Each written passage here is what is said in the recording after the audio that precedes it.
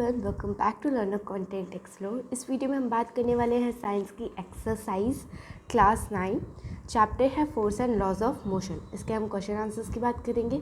तो आपको पता होगा कि इस एक्सरसाइज में क्वेश्चंस बहुत सारे हैं, 18 क्वेश्चन है टोटल। तो हम इसको 2 पार्ट्स में देखेंगे। इस पार्ट में हम देखेंगे 9 क्वेश्चन, 9 to 10th, ठीक है। 9 या 10 क्वेश्चन इस वीडियो में हम कवर करेंगे और अगले वीडियो में बाकी के। ओके, इस तरह 2 पार्ट्स में आपकी एक्सरसाइज ख़त्म हो जाएगी, क्योंकि बहुत ही ज़्यादा बड़ी है और आपको समझना में लेकिन बहुत इजी है, आपको अच्छे से समझ में आ जाएगा।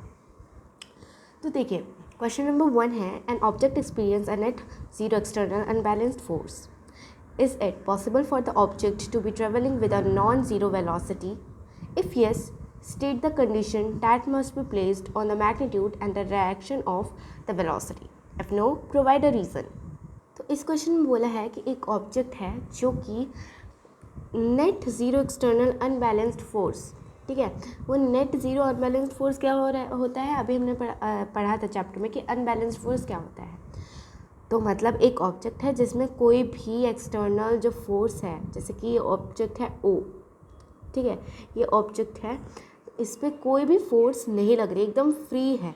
इसमें ना ही कोई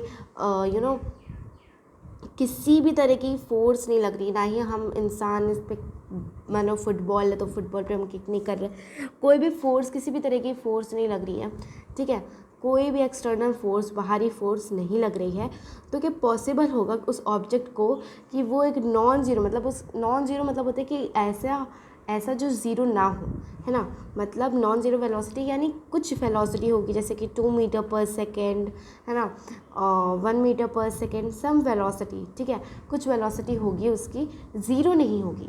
क्या ऐसा पॉसिबल होगा कि वो जो ऑब्जेक्ट है वो ट्रैवल करे, हाँ, उसकी अगर कोई भी फोर्स नहीं लग रही है, एकदम फ्री है, तो वो मतलब बिल्कुल भी फोर्स नहीं लग रहा, फ्रिक्शन नहीं लग रहा, है ना, तो वो आराम से ट्रैवल करते जाए पूरा। मतलब कि हो सकता है कोई ऑब्जेक्ट जो है जिस पे कोई एक्सटर्नल फोर्स नहीं लग रहा, उसकी कुछ वेलोसिटी है, ठीक है, कुछ सपोज़ करिए 2 मीटर पर सेकेंड उसकी वेलोसिटी है, और वो हमेशा चलता ही जाए और कभी रुके ना। हाँ, तो क्या ऐसा हो सकता है? अगर हो सकता है तो हमें ऐसी कंडीशंस बतानी है कि जिसमें जो ऑब्जेक्ट है वो ऐसा चलता ही जाए, और हमें मैग्नीट्यूड और direction of the velocity, if no provide a reason. तो देखिए, हमें कंडीशंस बतानी है जो कि उसकी मैग्नीट्यूड और डायरेक्शन ऑफ द वेलोसिटी, मतलब यही कंडीशंस बतानी है कि वो कैसा हो सकता है कि वो जो ऑब्जेक्ट है वो हमेशा ट्रैवल करता रहे, कभी रुके ना, अगर उस पर कोई एक्सटर्नल फोर्स ना लग रही हो, नॉन ज़ीरो वेलोसिटी हो उसकी तो। और अगर ऐसा नहीं हो सकता तो हमें एक रीज़न बताना है कि ऐसा क्यों नहीं हो सकता। तो देखिए, ऐसा हो सकता है कि ऑब्जेक्ट जो है हमेशा ही ट्रैवल करता रहे, लेकिन उसके लिए कुछ कंडीशंस ज़रूरी होती है। तो देखते हैं आखिर है कौन सी कंडीशंस। तो देखिए, yes, even when an object experience A net zero external unbalanced force, तो उसके कोई भी एक्सटर्नल अनबैलेंस्ड फोर्स नहीं लग रहा है ना। तो अब देखिए, अनबैलेंस्ड होता है कि जैसे कि ये ऑब्जेक्ट है, इधर से अगर कोई फोर्स लगा रहा है और इधर से कोई फोर्स लगा रहा है, तो ये हमारी होती है बैलेंस्ड फोर्स, ठीक है। ए पर्सन यहाँ से लगा रहा है, बी पर्सन यहाँ से फोर्स लगा रहा है, तो ये हमारा बैलेंस्ड फोर्स होता है, वो मूव नहीं करेगा। लेकिन यहाँ पे बोला है नेट ज़ीरो अनबैलेंस्ड फोर्स, कोई भी अनबैलेंस फोर्स नहीं लग रहा है, तो पॉसिबल होगा कि वो जो ऑब्जेक्ट है वो नॉन ज़ीरो वेलोसिटी के साथ मूव करे। अब हम देखेंगे ऐसा कैसे पॉसिबल है।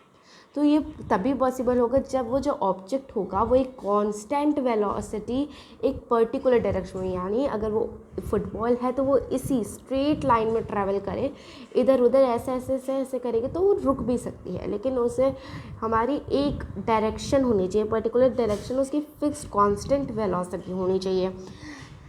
Second thing is that then there is no unbalanced force applied on the body.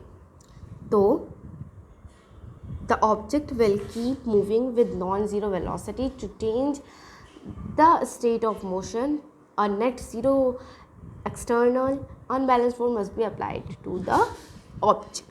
तो हमारे ये ज़रूरी है कि जो ऑब्जेक्ट है वो स्ट्रेट लाइन में ट्रैवल करे, उस पर कोई भी फोर्स नहीं लग रहा। अगर मैं इसे पॉइंट्स में बताऊँ तो object should already be moving in a uniform speed, straight line path, no change in speed, no change in direction.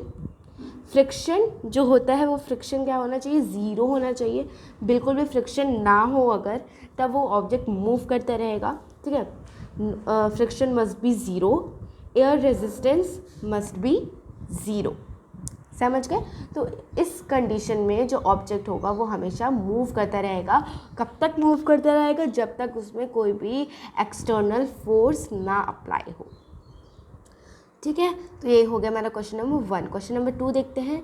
अब यहाँ पे पूछा है क्वेश्चन नंबर 2 में कि एक कारपेट है, अगर हम उसे एक स्टिक से बीट करें, पीटे, ठीक है, तो जो मतलब पुरानी कोई भी कारपेट है उसको अगर हम स्टिक से पीटते हैं तब उसके अंदर से डस्ट पार्टिकल्स ना निकल कर आते हैं, धूल आती है कितनी, है ना, डस्ट पार्टिकल्स आते हैं। तो हमें इसको बताना है कि कैसे वो जो डस्ट पार्टिकल है वो बाहर निकल कर आते हैं, ठीक है।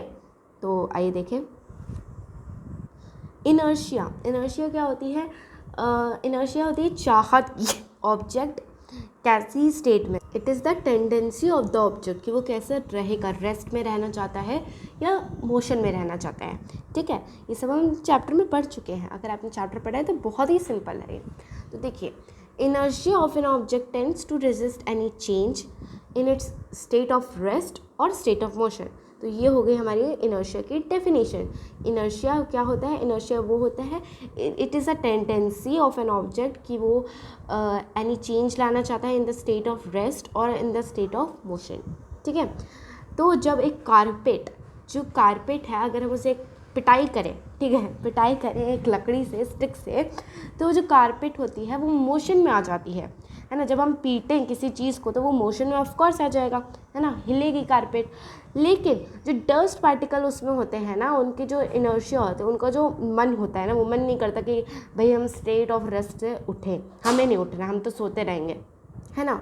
तो अब तो कारपेट को भाई पीटा जा रहा है ना, लेकिन जो डस्ट पार्टिकल्स है वो तो चाहती है हम तो रेस्ट में ही रहें, हम तो आराम करना चाहते हैं।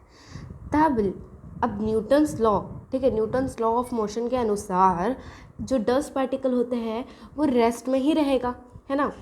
तो हमने पढ़ा था फर्स्ट लॉ ऑफ मोशन, जिसमें बताया गया था कि जो ऑब्जेक्ट रेस्ट पे है वो रेस्ट में ही रहना चाहता है ना, और जो मोशन में है वो मोशन में ही रहना चाहता है। तो देखिए, न्यूटन्स के लॉ के अनुसार जो पार्टिकल्स हैं वो रेस्ट में ही रहेंगे। कारपेट जो है वो तो पीटने पे मूवमेंट में आ जाएगा, पिटाई खाने पे, लेकिन जो डस्ट पार्टिकल है वो स्टेट ऑफ रेस्ट में ही रहेंगी। लेकिन अब तो कारपेट पे ही डस्ट पार्टिकल्स है ना, अब कारपेट पे ही डस्ट पार्टिकल्स है, कारपेट अगर मोशन में आ गया तो डस्ट पार्टिकल्स का क्या, है ना। इसीलिए वो रेस्ट पे रहती है ना, तब क्या होता है, वो ऊपर आउट आ जाती है, बाहर आ जाती है, क्योंकि कारपेट को पीटा जाता है तो डस्ट पार्टिकल बाहर निकल जाती है। जैसे कि अगर हम बस में ट्रैवल करते हैं तो हमें जब बस आगे की डायरेक्शन में रेस्ट से आगे की डायरेक्शन में जा रहे होते हैं, लेकिन हमारी बॉडी स्टेट ऑफ रेस्ट में रहती है, और जब वो आगे की तरफ फोर्स लगाती है, आगे की तरफ जाती है, तो हमारी बॉडी ना पीछे हो जाती है, क्योंकि हमारा इनर्शिया होता है कि हम चाहते हैं कि हम स्टेट ऑफ रेस्ट में ही रहें। समझ रहे हैं ना मेरी बात। इसीलिए जो डस्ट पार्टिकल हैं वो तब बाहर आते हैं जब वो कारपेट को पीटा जाता है, क्योंकि डस्ट पार्टिकल का इनर्शिया क्या चाहता है कि वो स्टेट ऑफ रेस्ट में ही रहे। ओके, तो ये इसका आंसर है। आपको मार्क्स, अगर 2 मार्क्स का ये क्वेश्चन आया तो आपको 2 में से 2 मिल जाएंगे। ओके, ये आंसर लिखने पे, समझ गए। देखिए, क्वेश्चन नंबर 3 है कि why it is advised to tie any luggage kept on roof of a bus with अ रोप। अब हमें बताना है कि अगर हम बस में कहीं पे ट्रैवल करते हैं तो हमको एडवाइस किया जाता है भाई कि आप अपना लगेज जो है रूफ में अगर रख रहे हो तो एक रस्सी से बांध कर रखो। तो हम सभी को इसका आंसर पता है ऑलरेडी, यस। तो हमें पता है कि जब बस एक्सीलरेट करती है, आगे बढ़ती है, तो वो स्टेट ऑफ मोशन में आ जाती है, लेकिन जो लगेज जो होता है रूफ में रखा हुआ वो तो रेस्ट में ही रहता है, वो तो अपनी जगह से नहीं हिलता ना कहीं पे, वो तो अपनी रेस्ट में ही रहता है, रूफ में ही रखा रहता है। बट हमारी बस जो है मूव कर रही होती है, और owning it's inertia tends to remain in the state of rest. इसीलिए जब बस आगे बढ़ती है तो लगेज की टेंडेंसी होती है कि वो ओरिजिनल पोजीशन पे ही रहे, लेकिन बस के मूव करने से क्या हो सकता है कि वो जो लगेज हो सकता है वो गिर सकता है, फॉल हो सकता है, रूफ बस की छत से नीचे गिर सकता है। ठीक है, तो इसीलिए इसको अवॉइड करने के लिए हमें एडवाइस किया जाता है कि हम किसी भी लगेज को एक रस्सी से ज़रूर बांध लें बस की रूफ में रखने से पहले, या फिर अगर रखा है तो उस पर हम बांध लें क्या, रस्सी। तो ये भी हो गया हमारा सिंपल क्वेश्चन, वेरी सिंपल था। अब देखिए क्वेश्चन नंबर 4, इसमें हमें सिर्फ टिक करना है। ठीक है, तो a batsman hits a cricket ball when it's rolled on a level ground.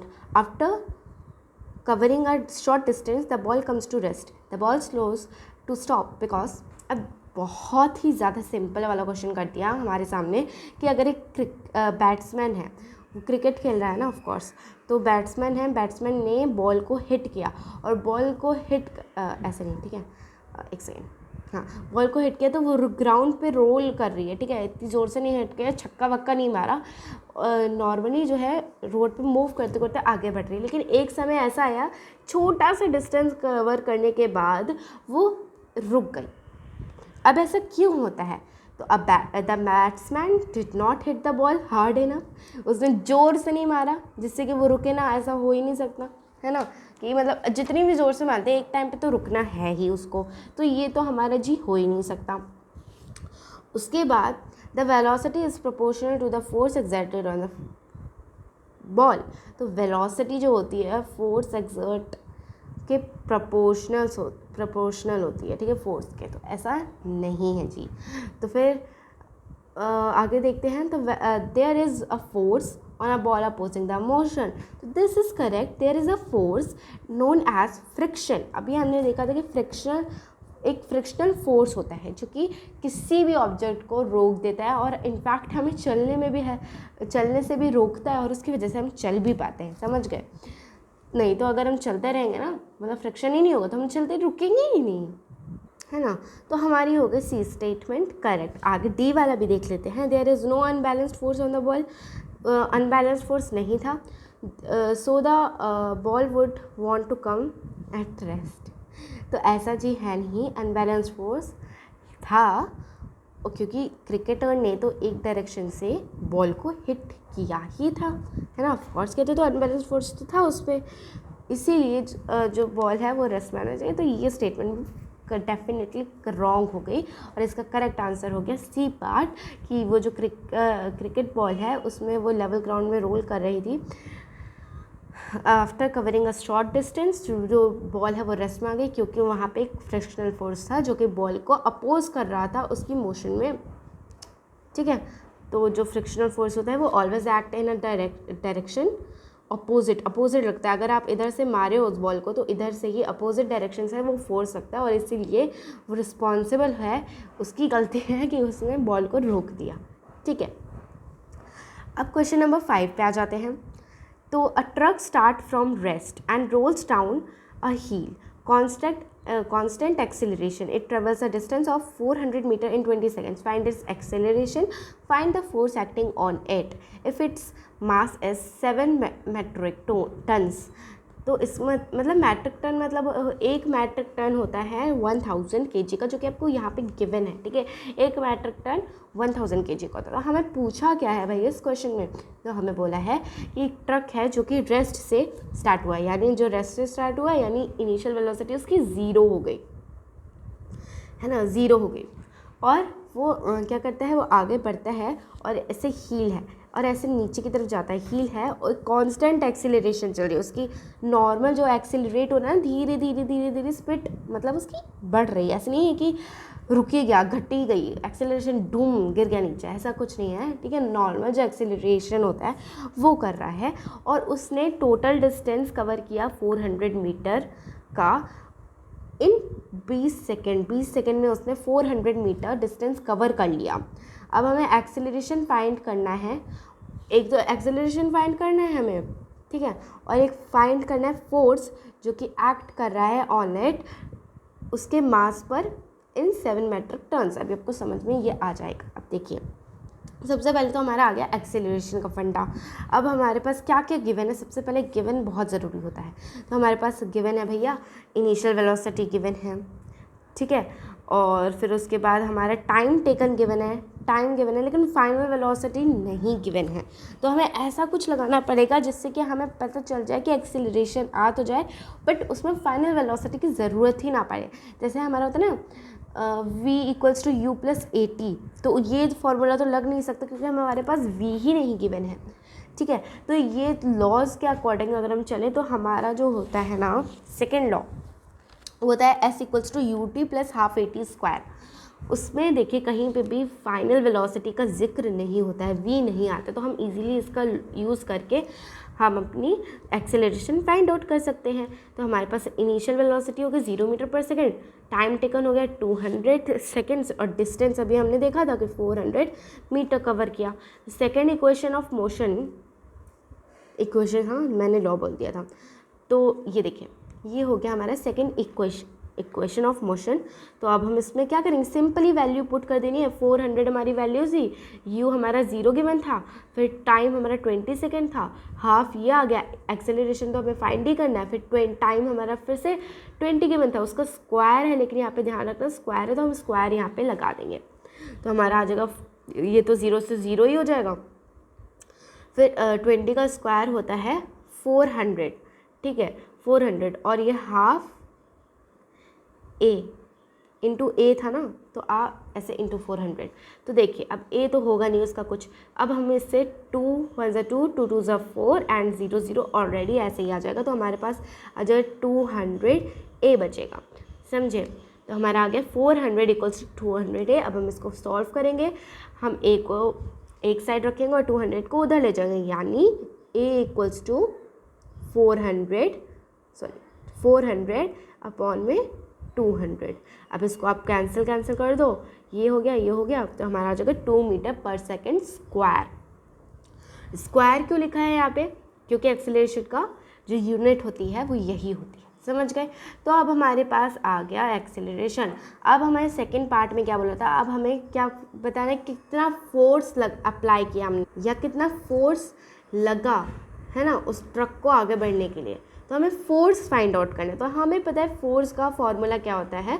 तो फोर्स का फॉर्मूला अगर आपको नहीं पता है तो ये है जी, ये हमारा होता है फोर्स का formula. Force equals to mass into में एक्सेलरेशन यानी एम ए, ठीक है, F इक्वल्स टू ma। तो हम देखिए मास अभी हमें बताया है यहाँ पे 7 मेट्रिक टन। तो हम 1 मेट्रिक टन में होता है 1000 kg, तो 7 मेट्रिक टन में कितना होगा, ऑफकोर्स 7 इंटू 1000 दैट इज़ 7000, है ना। तो हमारा 7000 kg आ गया, तो हम इसमें पुट कर देंगे। मास हमारा हो गया 7000, एक्सेलरेशन अभी जस्ट हमने फाइंड किया 2 मीटर पर सेकेंड स्क्वायर। तो हम इसको कर देंगे F equals to 7000 into 2 is nothing but 14000 newton. N क्यों लिखा है जी, एन हमारा होता है न्यूटन, जो कि होती है हमारी फोर्स की यूनिट, समझ गए, नाइस। तो हमारा हो गया क्वेश्चन नंबर 5। अगला क्वेश्चन पे जाते हैं हम लोग, 6th क्वेश्चन। तो एक a stone of 1 kg is thrown with a velocity of 20 metre per second, ठीक है। 20 मीटर पर सेकेंड के हिसाब से एक स्टोन है जो कि 1 kg का है, उसका मास 1 kg है और उसको फेंका गया, उसकी वेलोसिटी कितनी थी 20 मीटर पर सेकेंड, और across a frozen surface of lake. कहाँ फेंका गया उसे, फ्रोजन सरफेस ऑफ लेक यानी जमी हुई लेक पे फेंका गया, और वो क्या हुई वहाँ पे रेस्ट पे आ गई। कितना 15 मीटर डिस्टेंस कवर करने के बाद उसकी फाइनल वेलोसिटी कितनी हो गई, 0 हो गई, वो रेस्ट पे आ गई, समझे। और अब हमें सिंपली क्या बताना है, फोर्स बताना है ऑफ फ्रिक्शन। ये चीज़ ध्यान रखना, फ्रिक्शन बताना है, फोर्स ऑफ फ्रिक्शन बताना है स्टोन और आइस के बीच में। ये भी बहुत सिंपल है, अभी आप देख लोगे इसे, ठीक है। तो देखिए पहले गिवन क्या क्या है वो देख ले। तो इनिशियल वेलोसिटी अभी हमने देखा 20 मीटर पर सेकंड थी, यानी स्टार्ट हमारा कब हुआ था 20 मीटर पर सेकंड की स्पीड से, मतलब वेलोसिटी से।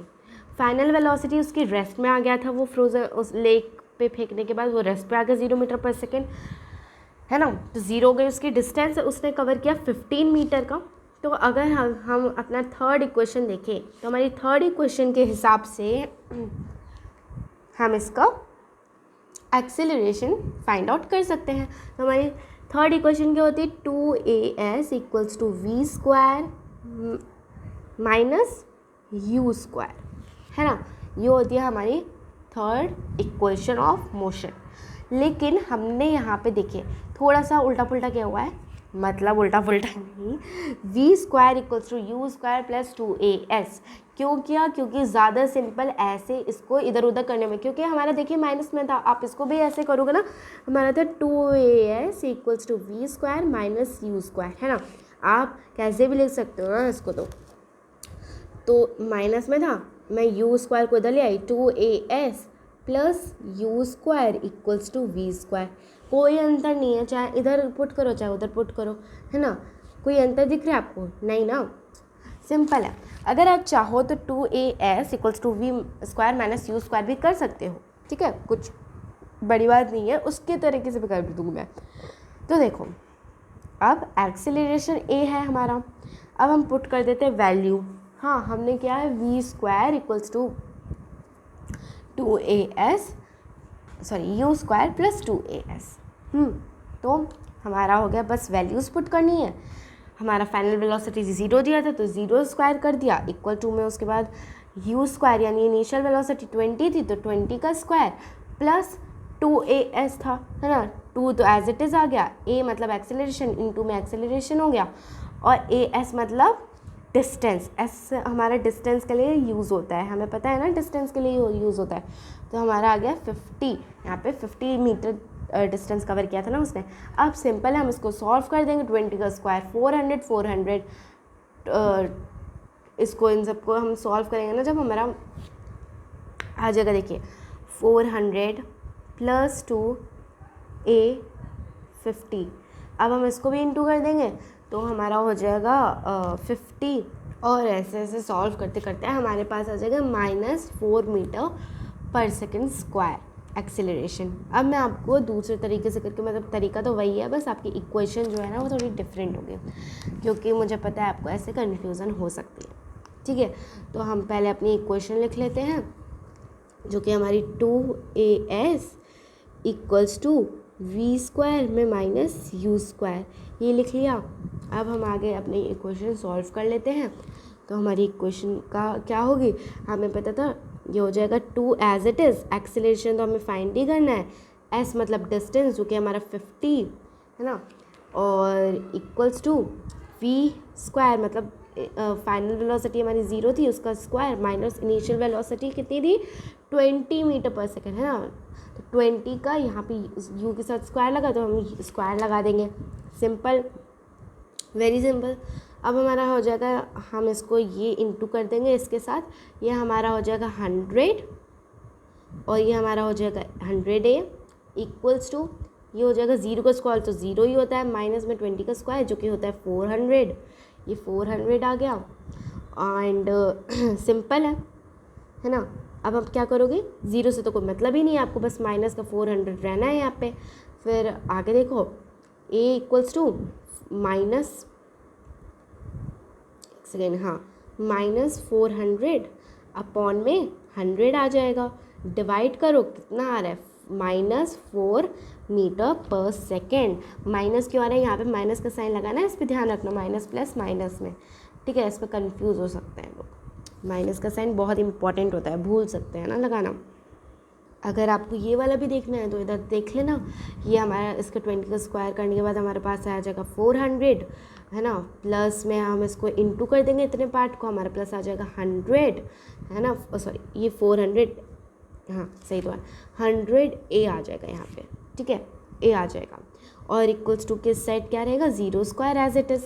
तो अब देखिए ये दोनों प्लस हो नहीं सकते क्योंकि इसमें वेरिएबल लगा है, तो हम एक साइड कर देंगे इसको 100a को 100a, क्योंकि 0 से तो कोई मतलब ही नहीं है चाहे हो या ना हो, 100a इक्वल्स टू 400, सिंपल है, a इधर रहेगा इक्वल्स टू उधर 400 अपॉन 100 हो जाएगा, इसको भी कट करोगे कितना आ जाएगा, सिंपल, इधर माइनस में चला जाएगा ना, हमारा हो जाएगा -4 मीटर पर सेकेंड स्क्वायर। आगे देखते हैं, समझ गए ना, बहुत ही सिंपल है। सब हमें क्या करना है, only what we have to do, just solve the equation, put the value and solve it. अब देखिए हमारा एक्सेलरेशन पार्ट ख़त्म हो गया, इसमें एक्सेलरेशन जो हमें फाइंड करने को दिया था वो हमारा ख़त्म हो गया, ठीक है। अब हमें बताना है कि फोर्स कितना लगा। अब देखिए फोर्स ना निकालने के लिए हमें एक्सेलरेशन तो चाहिए था, क्योंकि हमें पता है मास इंटू एक्सेलरेशन, तो हमने एक्सेलरेशन वाला पार्ट खत्म कर दिया, उसमें एक्सेलरेशन निकाल दिया। अब हम फोर्स निकाल सकते हैं, मास तो हमारा गिवन ही है 1 kg, है ना। स्टोन का मास तो कितना है, तो देखिए मास हमारा गिवन है स्टोन का 1 kg। उसके बाद न्यूटन के सेकंड लॉ के अकॉर्डिंग हमारा force equals to mass into acceleration होते, तो हम बस वैल्यू पुट कर देंगे। मास कितना था 1 kg और एक्सेलरेशन अभी निकाला -4, तो हम इंटू करेंगे तो ऑफकोर्स 1 से इंटू करने पे वही वैल्यू आ जाएगा, तो हमारा आ जाएगा -4 Newton is the force between the stone and I. तो हमारा ये भी खत्म। अब हम आ जाएंगे क्वेश्चन नंबर 7 पर, ठीक है। तो हमारा क्वेश्चन नंबर 7 है, अ 8000 kg engine pools a train of 5 wagon each of 2000 kg along a horizontal track. If the engine exerts a force of 40,000 Newton and the track of a friction force of 5,000 Newton, then calculate this. तो देखिए हमारा क्या है, एक 8000, ठीक है, 8000 kg का सिर्फ इंजन है, ट्रेन की बात नहीं कर रहे, इंजन कितने का है, कितना मास है उसका 8000, ठीक है। और एक ट्रेन है जिसमें 5 वैगन है, 5 वैगन मतलब 5 डब्बे, ऐसे चुक ट्रेन है ना, तो उसमें ऐसे ऐसे जो डब्बे होते हैं ना वो होते हैं 5। उस ट्रेन में कितने डब्बे हैं, 5 वैगन है ना। और हर एक वैगन का वेट कितना है, 2000 kg वेट है एक डब्बे का, ठीक है। इंजन का तो ऑलरेडी 8000 kg है और हर एक 5 डब्बे हैं ना टोटल, तो हर एक डब्बों का वेट कितना है 2000 kg, ठीक है। अलोंग अ हॉरिजेंटल ट्रैक, ऐसे ही तो होती है ट्रैक, ऐसे हॉरिजेंटल ट्रैक है ये। अगर इंजन जो है फोर्स लगाता है, इंजन कितना फोर्स लगा रहा है, एक्सर्ट कर रहा है आगे बढ़ने के लिए, 40,000 न्यूटन का फोर्स लगा रहा है इंजन ट्रेन को आगे बढ़ाने के लिए।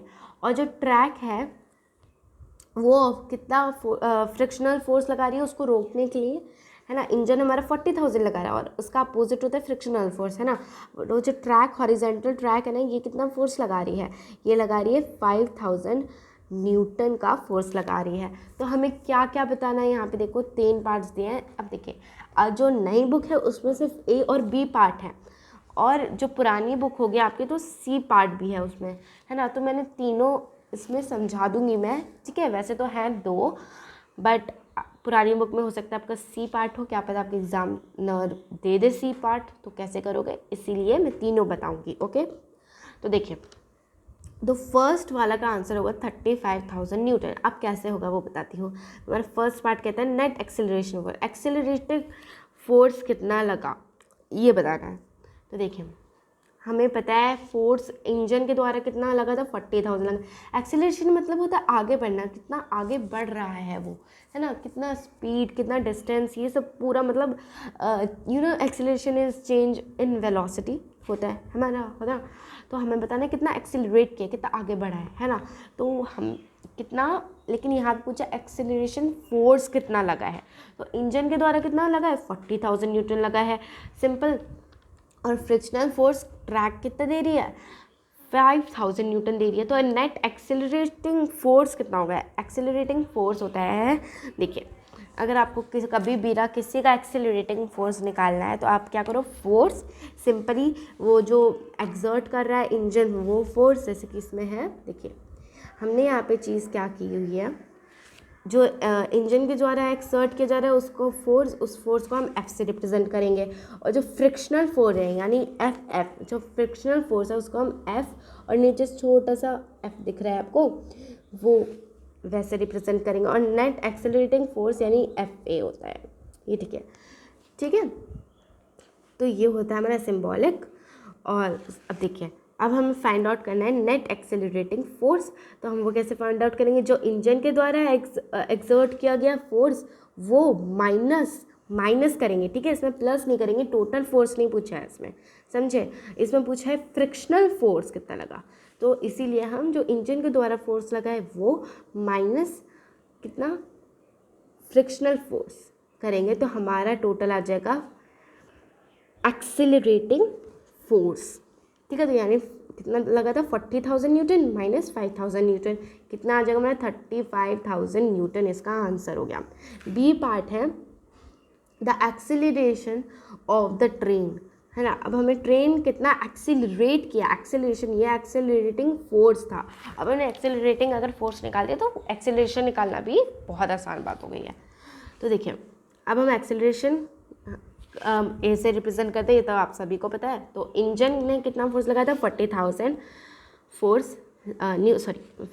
न्यूटन फोर्स लगाया था ऑन ऑल 5 वैगॉन्स। उसमें लिखा था कि पूरी ट्रेन को खींचने के लिए 40,000 न्यूटन लगा। और एक्सेलरेटिंग फोर्स कितना लगा, अभी हमने निकाला 35,000 न्यूटन लगा।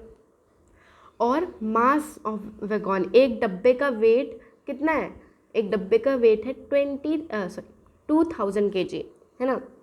तो सारे नंबर ऑफ वैगॉन्स यानी टोटल पाँचों के पाँचों वैगॉन्स का वेट कितना होगा, mass of the wagons into number of wagons, कितना मास है 2,000 into number of wagons is 5 डब्बे हैं ट्रेन में, तो इंटू करने पर मास आएगा 10,000 kg। तो हमारा हो गया टोटल मास ऑफ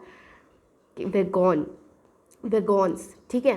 तो अब देखिए हमने ना टोटल मास कितना होगा, एक तो इंजन का वेट आ गया, पूरा मास आ गया, एक इंजन का आ गया 8,000, ठीक है। तो हम 8,000 m, ये जो हमने मास निकाली है ये इसमें और ऐड कर देंगे, क्योंकि हमारा जो है ना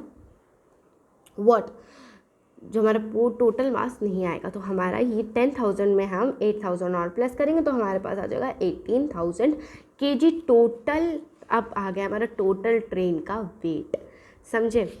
तो हमारा टोटल ट्रेन का वेट आ गया, तो हमें पता है ना FA यानी force accelerating force equals to MA, है ना। हमें पता है ना फोर्स का फॉर्मूला क्या होता है, फोर्स का फॉर्मूला होता है मास इनटू एक्सेलरेशन, है ना। तो हम सिंपली, अब तो हमने मास भी पता है ना, और क्या है FA भी पता है। तो अब देखिए क्या होगा, एक्सेलरेशन क्या हो जाएगा हमारा FA डिवाइड में M, उसका उल्टा करना है ना। अब देखिए हमारा फोर्स अगर होता है equals to M into A, तो हमारा एक्सेलरेशन कितना होगा, सिंपल है ना। एक्सेलरेशन फाइंड करना तो ये M इधर आ जाएगा, यहाँ पे A के साथ इंटू है तो F डिवाइड में M आ जाएगा और इक्वल्स टू एक्सेलरेशन आ जाएगा, समझ गए। तो अब हम देखिए हमारा फोर्स ऑफ एक्सेलरेशन कितना होता है 35,000 डिवाइड में टोटल मास 18,000 आ गया। अब हम इसको डिवाइड करने पर हमारा आ जाएगा 1.944 मीटर पर सेकेंड स्क्वायर। तो ये हमारे हो गया एक्सेलरेशन, ठीक है। तो हमारे बी पार्ट इतने ही थे इसमें पार्ट्स, अगर आप न्यू बुक के हिसाब से चलो, नहीं तो सी पार्ट्स भी है, तो सी पार्ट्स भी सी वाला पार्ट भी देख लेते हैं हम लोग। सी पार्ट है हमारा कि द फोर्स ऑफ वैगॉन 1 ऑन वैगॉन 2, कितना फोर्स लग रहा है एक डब्बे को दूसरे डब्बे को खींचने में, ठीक है, कितना फोर्स अप्लाई हो रहा है। तो मास ऑफ 4 वैगॉन कितना है, 4 वैगॉन का मास। अभी हमने देखा था कि 2,000 इंटू 4 करें, अगर 2,000 इंटू 4 करें तब हमारे पास आ जाएगा 8,000 kg, 4 डब्बों का वेट है, मास है। और एक्सेलरेशन ऑफ ट्रेन, एक्सेलरेट कितना कर रही है train 1.944 metre per second square. तो जो फोर्स होगा एक वैगॉन पर दूसरे वैगॉन पे वो होगा MA इक्वल्स टू 8,000 इंटू 1.944, है ना। यही तो होगा फोर्स का फॉर्मूला, यही होता है मास इंटू एक्सेलरेशन। तो हमारा मास आ गया 4 डब्बों का, क्योंकि 5वें डब्बे को तो खींच रही है ना, तो हमें उतने का ही तो बताना है। तो हम इन दोनों को इंटू कर देंगे, सिंपली हमारा आ जाएगा 15,552 न्यूटन फोर्स अप्लाई कर रही है। अगर डाउट होता है किसी क्वेश्चन में आप ज़रूर बता देना कमेंट करके, मैं वो फिर से दोबारा एक्सप्लेन कर दूँगी। अब देखिए 8th क्वेश्चन है हमारा, an automobile vehicle has a mass of 1500 kg. What must be the force between the vehicle and road if the vehicle is to be stopped with a negative acceleration of 1.7 metre per second square. अब देखिए एक automobile vehicle है, ठीक है, suppose करिए एक vehicle है जिसका वेट या मास कितना है। अब देखिए वेट और मास में कंफ्यूज मत होइएगा, अभी आपको वेट और मास एक ही समझना है, बड़े होकर आपको पता चलेगा कि वेट और मास में अंतर होता है ग्रेविटी की वजह से, ठीक है। अभी आप ऐसे ही देख लो कि जो एक व्हीकल है उसका मास कितना गिवन है हमारा 1500 kg यानी 1500 kg गिवन है, और हमें बताना है कितना फोर्स लगेगा व्हीकल, ये जो कार है या जो भी व्हीकल है, व्हीकल और भी जो रोड है, रोड के बीच कितना ज़्यादा फोर्स लगेगा अगर जो व्हीकल है वो रुकने वाली है विद अ नेगेटिव एक्सेलरेशन, यानी डी एक्सीलरेट हो रही है ना, तो वो अगर नेगेटिव है मतलब माइनस का साइन है ना, अगर वो रुकने वाली है with a negative acceleration of 1.7 metre per second square, तो हमें बताना है कितना फोर्स लगेगा between the road and the vehicle, ठीक है, क्योंकि व्हीकल तो रुकने वाली है ना, तो सिंपल है ये भी बहुत। अब देखिए हमें फोर्स पता है m इंटू ए होता है, तो हम पहले मास देख लेते हैं। मास होता है हमारे गिवन है हमारा 1500 kg, और फाइनल वेलोसिटी अभी बोला है कि वो रुकने वाली है, यानी फाइनल वेलोसिटी हमारी होगी रेस्ट पे आ जाएगी वो व्हीकल, जो कि होगा 0 मीटर पर सेकेंड स्क्वायर। अब एक्सेलरेशन ऑफ ऑटोमोबाइल हमारे गिवन है कि नेगेटिव एक्सेलरेशन हो गई, यहाँ पे गौर फरमाइएगा थोड़ा, with a negative acceleration of 1.7 metre per second square. Negative acceleration दिया है यानी माइनस का साइन ज़रूर लगाना है इसमें, तो हमारा हो जाएगा acceleration of automobile equals to minus 1.7 metre per second square. और हमें पता है फोर्स का फॉर्मूला ये होता है, तो हम सिंपली पुट कर देंगे, है ना। एक्सेलरेशन भी गिवन है, मास भी गिवन है, दोनों को इंटू कर दिया हमने, और हमारा इंटू करने पर आ गया माइनस में ही आएगा आंसर, ओके, प्लस माइनस होता है ना, तो माइनस 2550 न्यूटन फोर्स अप्लाई होगा ऑटोमोबाइल और रोड के बीच में in the direction of opposite. ये चीज़ आपको ध्यान में रखनी, ठीक है। तो ये हो गया हमारा 8th क्वेश्चन। अब 9th क्वेश्चन पे आ जाते हैं, जो कि इस वीडियो का लास्ट क्वेश्चन हो गया। अगले वीडियो में हम बाकी के 9 क्वेश्चंस बचे हुए करेंगे। तो देखिए ये 9th क्वेश्चन बहुत इजी है। इसमें बोला है कि momentum, what is momentum of an object of mass m moving with a velocity v। अब देखिए मोमेंटम का फॉर्मूला होता है ना मास इंटू वेलोसिटी। हमें पता है ना मोमेंटम का फॉर्मूला होता है मास इंटू वेलोसिटी। तो हमें बोला है कि एक ऑब्जेक्ट है जिसका मास सपोज कर लो m है, ठीक है, और जिसकी वेलोसिटी v है, ठीक है। मानने को बोलते कि मास कितना है m है, वेलोसिटी v है, तो उसका मोमेंटम कितना होगा, सिंपली मास इंटू वेलोसिटी, जितना मास है उसको वेलोसिटी से इंटू कर दो। अब हमारा मास तो गिवन है जो कि है m, और वेलोसिटी कितनी गिवन है v, तो इसको इंटू करना पर हमारा कितना आ जाएगा इक्वल्स टू mv आएगा। तो हमारा आंसर करेक्ट हो जाएगा डी वाला, ठीक है। तो डी हो गया इसका आंसर, बाकी ये सब नहीं होंगे, करेक्ट आंसर होगा हमारा डी, ओके। तो ये रहा इसका आंसर, अगर आप चाहो तो फिर देख सकते हो ये, ओके। तो हमारे को हो गए क्वेश्चन 9 क्वेश्चन कवर। अगले वीडियो में बाकी के 9 क्वेश्चन। तब तक के लिए thank you and take care, और कोई भी क्वेश्चन हो तो कमेंट में पूछ लेना। Thank you.